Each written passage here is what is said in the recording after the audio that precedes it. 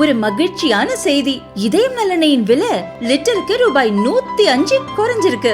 September 2023ல 1 litre இதயம் நல்லெண்ணெயின் அதிகபட்ச விலை ரூபாய் 503. ஆனா இப்ப 1 லிட்டர் இதயம் நல்லெண்ணெயின் விலை ரூபாய் 398 மட்டும்தான் தமிழ்நாட்டுல. அப்ப இனிமே எல்லாரும் இதயம் நல்லெண்ணெய் வாங்கலாம் இல்ல?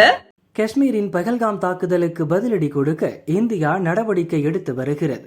எந்த கணமும் பாகிஸ்தானில் புகுந்து தாக்குதல் நடத்தும் என்று எதிர்பார்க்கப்படுகிறது. இதனால் பாகிஸ்தான் உச்சகட்ட பீதியில் உள்ளது. பதிலடியை சமாளிக்க எல்லையை உஷார் நிலையில் வைத்துள்ளது. இந்நிலையில் பாகிஸ்தான் ஆக்கிரமிப்பு காஷ்மீர் மக்கள் அடுத்த 60 நாட்களுக்கு தேவையான உணவுப் பொருட்களை இருப்பு வைத்துக் கொள்ள உத்தரவிட்டிருப்பது பரபரப்பை ஏற்படுத்தியுள்ளது.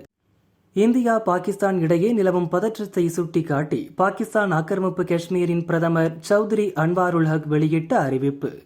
எல்லையை ஒட்டி வசிக்கும் மக்கள் அடுத்த 2 மாதத்துக்கு தேவையான உணவு மற்றும் அத்தியாவசிய பொருட்களை இருப்பு வைத்துக் கொள்ள வேண்டும்.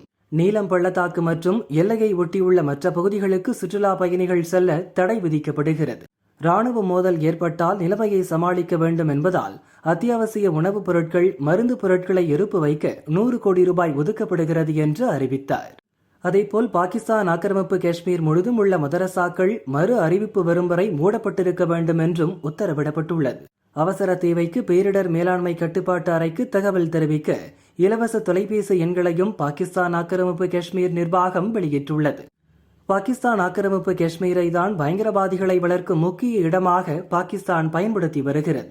அங்கு மட்டும் பயங்கரவாதிகளின் பயிற்சி முகாம், பதுங்குமிடங்கள் என 40 முகாம்கள் இருப்பதை நம் உளவுத்துறை மோப்பம் பிடித்தது.